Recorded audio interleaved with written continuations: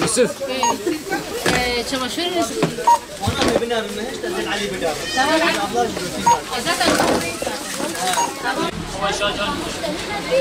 Virüs nedeniyle olan bu yüksek fiyatlardan dolayı biz de indirime gittik. Bir haftalık indirime gittik. Vatandaşlarımız bundan faydalansın diye tam bugüne denk getirdik biz. Temizliktir, kolonyadır. Bildiğimiz bu kolonya yüksek fiyatlardan dolayı biz hala da indirimde veriyoruz. Ondan sonra yani istediğiniz bütün ürünler var. %35, %50'ye kadar varan indirimlerimiz var. Mal tükenene kadar satacağız.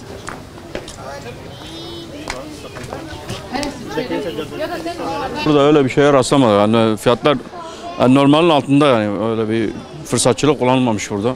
Fiyatlar iyidir, uygundur. İndirimler iyi valla.